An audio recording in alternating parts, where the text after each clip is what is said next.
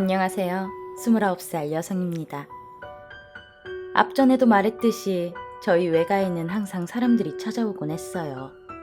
그건 지금뿐만이 아니라 우리 엄마가 어렸던 시절에도 그랬었대요. 이유 없이 몸이 아픈 사람, 앞일이 궁금한 사람, 꿈자리가 계속 사나운 사람 등등. 그리고 잊을만 하면 한 번씩 찾아오는 사람들은 결혼을 하기 전에 궁합을 보러 찾아오는 사람들. 결혼하는 당사자보다는 그 부모님들이 많이 찾아오셨대요. 우리 엄마가 꼬꼬마였던 어느 날, 연마을 정도? 그리 멀지 않은 곳에 사는 아저씨 한 분이 할머니를 찾아왔대요. 사주가 적힌 종이를 보여주며 제 딸이 결혼을 하려 하는데 사윗감이랑 궁합 좀 봐주십시오. 할머니는 그 아저씨를 신집으로 들이지도 않고 길바닥에 선 채로 종이를 펼쳐보셨대요. 잠깐 종이를 보는 듯 하더니 절대로 결혼시키지 마이소. 그리고 다시는 찾아오지도 말고. 그렇게 말씀하신 후 신집으로 가버리셨대요.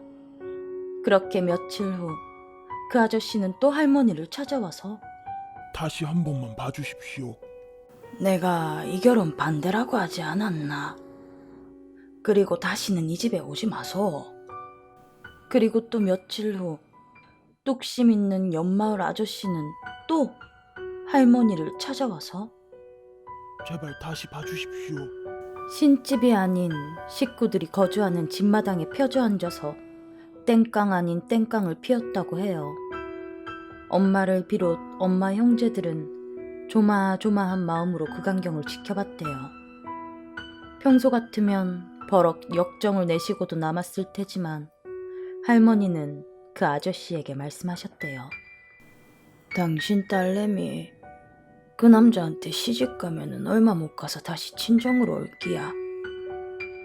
그것도 억울한 채로 오게 될 텐데 그런 결혼을 왜 시키려고 한다린가.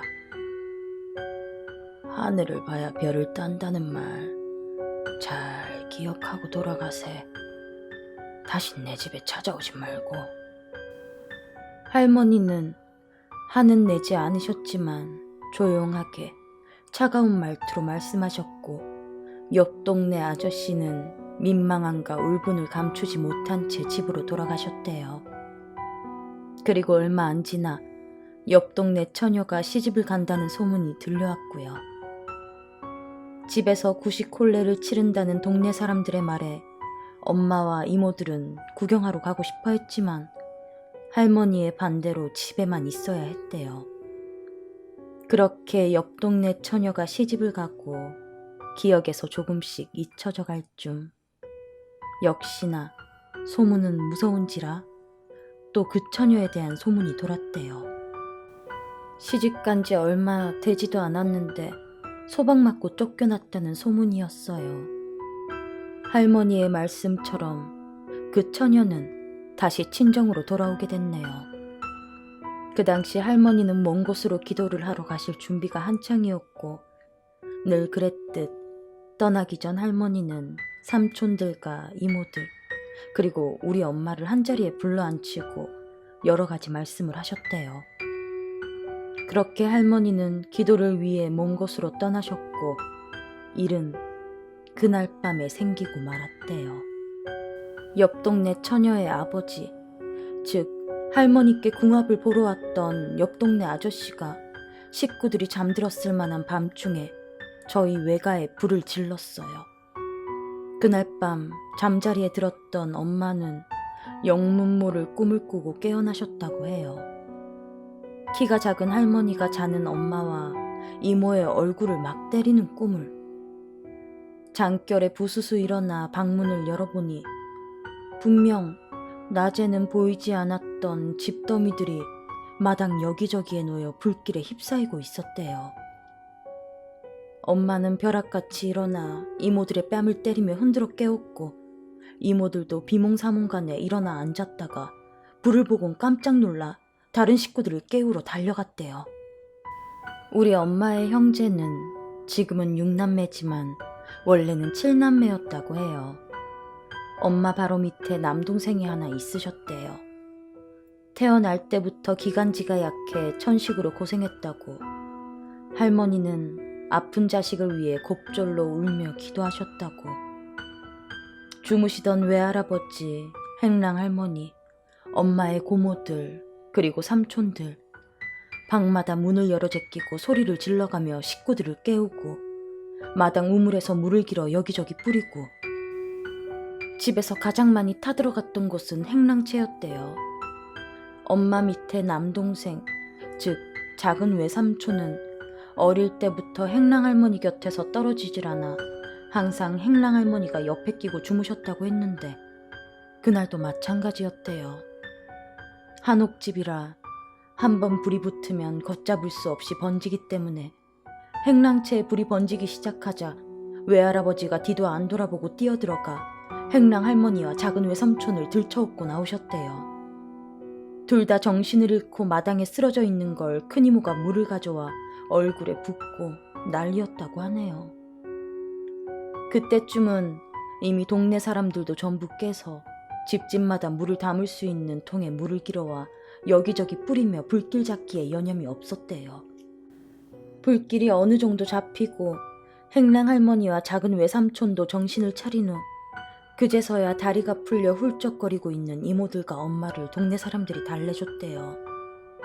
그렇게 정신이 없던 와중에 마당으로 울며 뛰어들어오신 건 우리 할머니. 머리는 산발에, 옷은 여기저기 흙 묻은 소복에, 고무신 한 짝은 어딜 간 건지.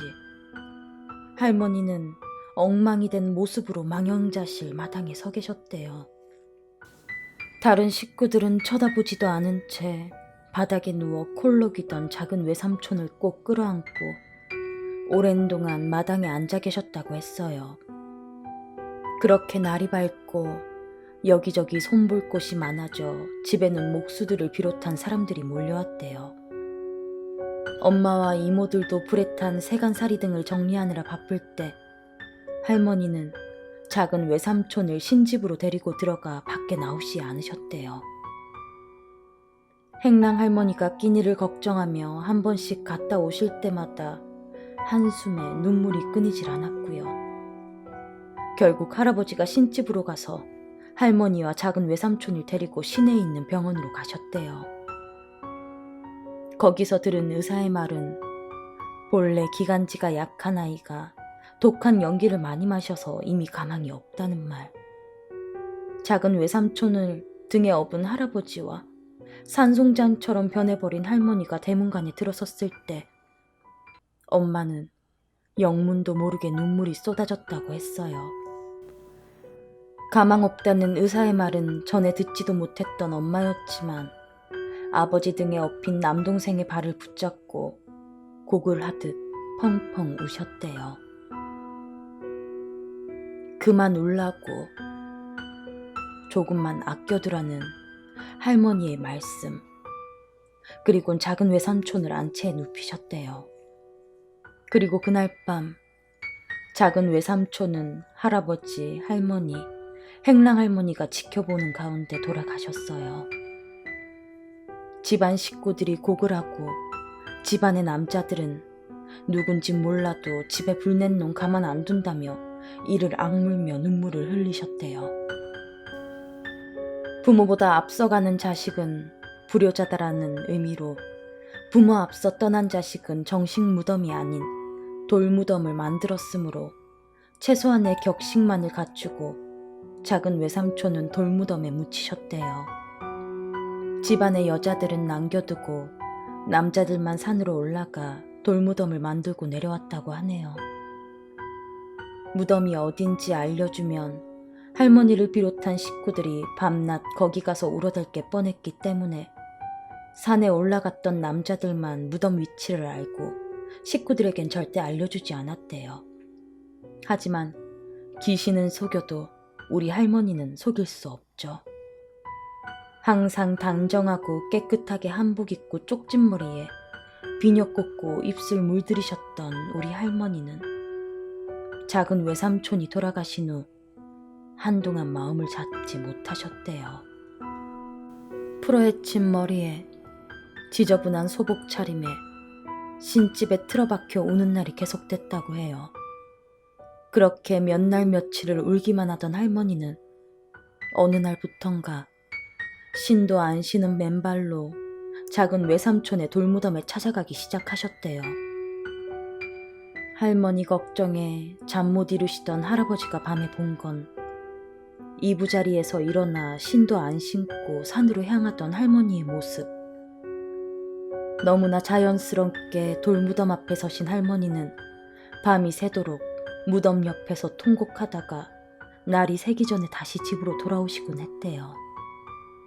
그런 날들이 계속되자 할아버지께선 이 사람아, 내 자식 먼저 보내고 맘 아픈 거 내 어찌 모르겠소.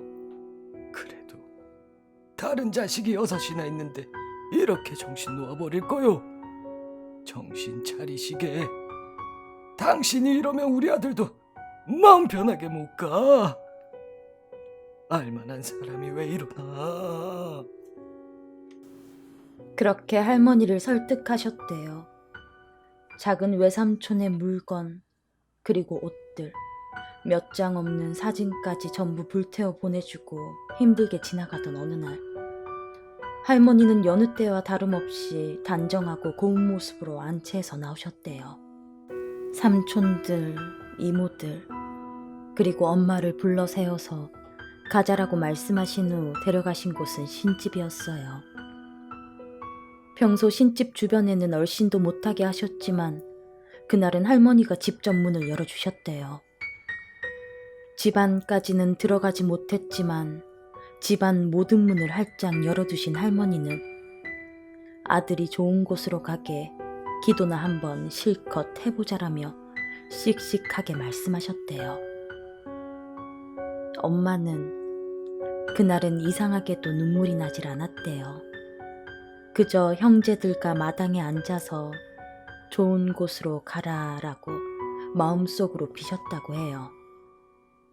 그리고 며칠이 지나지 않아 집으로 찾아온 옆 동네 처녀.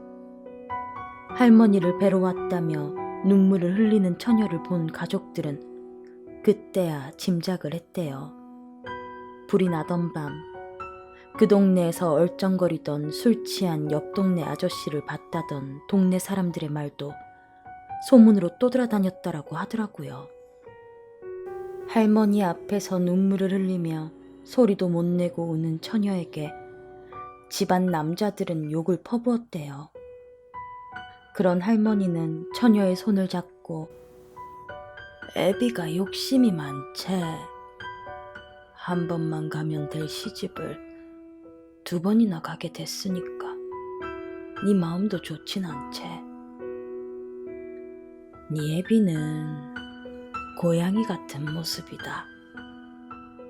니는 지와 같은 모습이고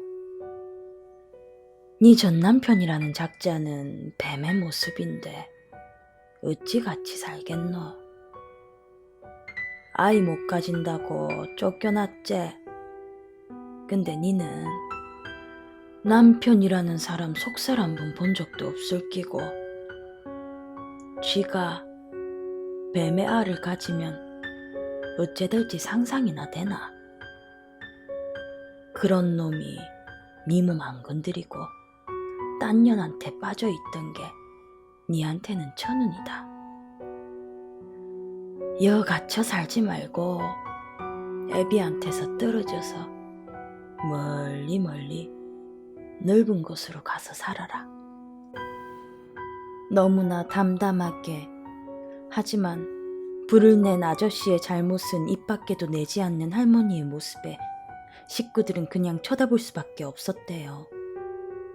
처녀가 돌아간 후 다른 식구들이 할머니한테 따지듯 물어봤다고 해요. 화도 안 나요? 아니 진짜 뭐 부처님이라도 하시게?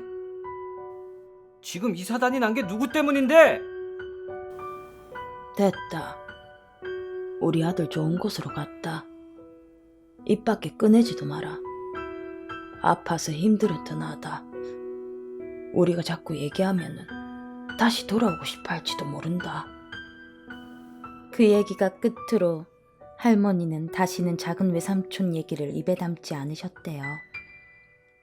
아, 그리고 이건 제 이야기인데요. 전 정말 꿈을 자주 꿔요.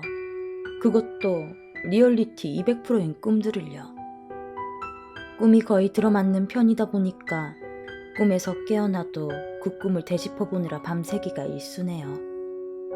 이런 저에게 하우스메이트인 세라가 향초를 선물해준 적이 있어요.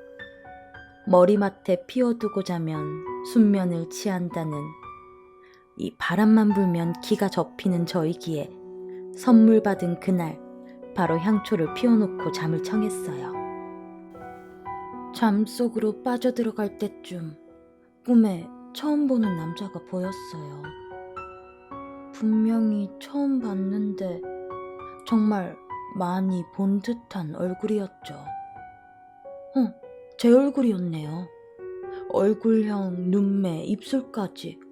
아, 근데 분명 남자였어요. 그 남자가 제게 등을 보이며 어필하는 신호를 보냈고 전 말없이 그 등에 업혔어요. 저를 업은 그 남자는 우리 집 현관문을 지나 마당으로 갔어요. 그리고 마당에 있는 작은 연못에 절 던져버렸어요. 꿈에서도 꼬리뼈가 돌멩이에 부딪히는 아픔에 눈을 부라리며 남자에게 대들려는 순간 남자는 제 손을 잡아 일으켜 세워주곤 가버렸어요. 꼬리뼈의 아픔에 눈을 떠보니 집에서 키우던 고양이가 건드린 듯 향초가 엎어져 옆에 있던 책에 불이 붙고 있었어요. 깜짝 놀라하며 책장에 불기 시작한 불을 꺼버리고 꿈에서 봤던 남자의 얼굴을 떠올려 봤어요. 그건 지금 제 모습에 머리만 짧으면 싱크로율 100%를 자랑할 그런 모습이었죠. 다시 향초를 켜긴 무서워서 그냥 이불을 뒤집어 쓰고 억지로 잠을 청한 후 아침 일찍 일어나 엄마한테 꿈 얘기를 해드렸어요. 말없이 듣던 엄마는 그냥 고개만 끄덕이시더라고요. 며칠 후 할머니 뵈러 외가에 내려갔을 때 엄마가 그 꿈 이야기를 다시 꺼냈어요. 역시 말없이 듣고만 계시던 할머니가 잠깐만 앉아보라고 하시더니 밖으로 나가시더라고요. 다시 들어오신 할머니의 손에 있는 건 사진 한 장. 지금까지 할아버지 몰래 할머니가 숨겨뒀던 사진이라고 하셨어요. 전 처음 봤을 때 우리 엄마 어릴 때 사진인 줄 알았어요. 저희 엄마도 이거 내 사진이네 하실 정도로요. 영희 네 사진 아니다. 죽은 네 남동생 사진 아이가. 희야 외삼촌. 너 외삼촌이 어려서 떠나서 그렇지. 네 나이쯤 컸으면은 네 꿈에서 본 그 모습이겠지. 그날 집에 불이 나던 날 내가 만약에 드리던 기도를 포기하지 않고 끝끝내 마쳤다면 우리 아들 아직 살아있을지도 모른다는 생각 많이 했다. 그때는 나도 젊었으니까 눈앞에 훤히 보이는 걸 두고 기도에 열중할 수가 없었거든. 하던 기도 내팽개치고 미친 듯이 집으로 돌아오고 나서야 깨달았지. 신에 대한 불신을 이렇게 보여드리게 되는구나 하고. 그래도 하늘이 도우셨지. 우리 아들 좋은 곳으로 가서 잘 지내고 있다 아이가. 우리 아들 죽기 전에 불 나는 거 봤던 게 많이 무서웠나 보다. 우리 희야 꿈에 나타나서 물속에 던져버렸다니. 할머니 말씀에 엄마랑 저는 아무 말도 할 수 없었어요. 그리고 집으로 돌아와서 난 외삼촌이 지켜주는 여성이다. 그렇게 외치며 향초 넘어뜨려 불낼 뻔했던 우리 집 고양이님 엉덩이 한 대 때려주는 걸로 마음 정리를 했죠.